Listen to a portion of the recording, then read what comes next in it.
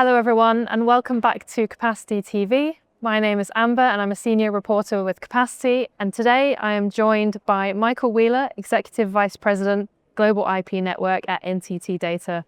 Michael, thank you so much for joining us today. It's good to be here. Can I start with the first question for those that might not be familiar with the work that you do? Could you start by explaining what the Global IP Network of NTT DATA is and why it's such a critical part of the global internet ecosystem? Certainly. The global IP network business for our company is kind of a foundational network that we provide services both internally to internal groups, but also to customers predominantly. And it spans across 5 continents in about 100 locations globally and probably 26, 27 countries. And we provide, large scale internet access to predominantly focused on internet-centric businesses, as well as to large telcos and ISPs who are downstream customers of ours. Amazing. And obviously, the global IP network is one of the world's top-tier backbones. What do you think truly sets NTT DATA apart from other major network providers, for example?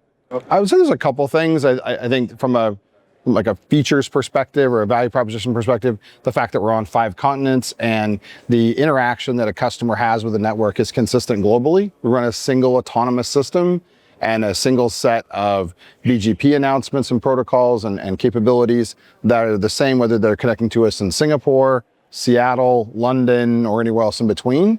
And I think that global consistency is very valuable to the customers. I think addition to that is we have a very deep heritage and history into the internet space. We go back to the kind of mid-90s and the earliest days of the internet kind of becoming a commercial environment.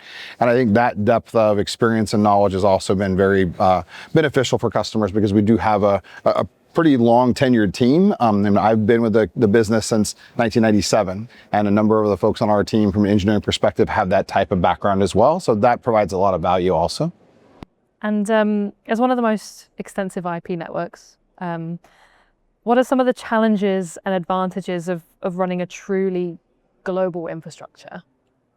Well, that's probably one of the biggest challenges, the fact that it's global. So being in all those physical locations, having to manage, just all the details around being deployed in all those different sites and the connections between those sites creates a whole set of challenges, both physically as well as from an operational point of view, and ensuring that our operations team, our team that runs our network operations center really has a visibility across the network on a global level. It's, there's a lot of challenges with that. I think running the business side of it is also a challenge globally because you're talking about operating in many different currencies and many different kind of regulatory environments. And so making sure we navigate those in an effective manner is also a fairly big challenge. And obviously at Capacity Europe this week, we've heard a lot about, there's a lot of change in the industry at the moment. With that being said, how do you see the global IP network evolving in the next few years, especially with, the explosion of AI and connected devices, even cyber attacks? I think the evolution will be somewhat consistent with what we've seen over the last 25 years. So we have, experienced a lot of ups and downs through time as well for different reasons. So in many ways, it'll be a continued progression of that kind of growth and kind of maturation of the industry and of our network.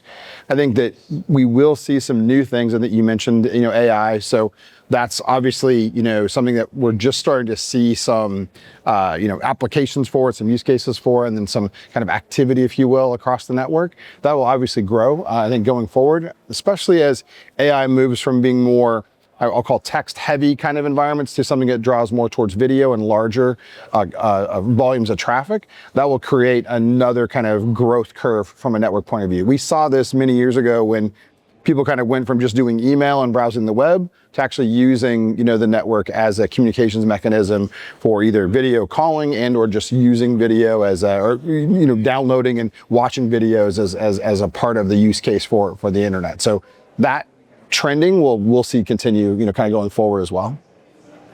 And can I ask you a little bit more about the work that you're doing at the moment? Obviously, you lead a global division across multiple regions, and as you said, multiple time zones, multiple currencies. Yeah. What's your philosophy for building trust and keeping innovation ticking, I guess, in such a global, high technical organization? It's a great question, actually. Trust is, I think something you earn by doing what you say you're going to do. I think that's true internally as well as externally. So, from an internal perspective, I mean, our team and our people are exceptionally critical to our ability to actually run the network and deliver the service that we deliver. So we, try to do a number of things in regards to being, very, very transparent and visible and candid around things, good things and bad things. Any business has their challenges and kind of areas that they need to grow and develop. But it's also very much the same idea as it relates to customers. We need to be letting customers know what's going on, communicate to them, and provide them a lot of capabilities on their own to manage their own traffic. So, different things from a BGP perspective, as well as just interactions with our network operations center. Those are all very important in regards to trust and maintaining that trust over time. Absolutely. And from your perspective, what's driving the biggest changes in global internet traffic and connectivity today, would you say? And maybe more importantly, how is NTT DATA preparing for it? Yeah, I mean, unfortunately, in the last year, we've seen some really big increases in traffic volume as it relates to DDoS attacks. The Shrew botnet has really exponentially changed kind of the impacts that those kind of events can have across the network and for customers and users. So that's not, in my mind, a positive change. That's kind of a negative change, but it is something that we certainly have to provide some capabilities for customers to address that type of thing, but also make sure that the network's built in a resilient and a large scale way to kind of address those kinds of events when they occur. So that's a big part of how we're trying to continue to be prepared for both positive and negative events across the network that we need to be able to support customers through. And final question from me, maybe a slightly more fun one. If you had to predict one big transformation coming to global internet infrastructure in the next decade, what would it be? I will say, I think that probably the most, looking back 10 years in the future, looking back 10 years, I think that we'll be talking a lot about, generative AI and how it's affected the use cases of the internet, the applications it supports, not just traffic and volumes. Those are kind of speeds and feeds and can be a little less fun.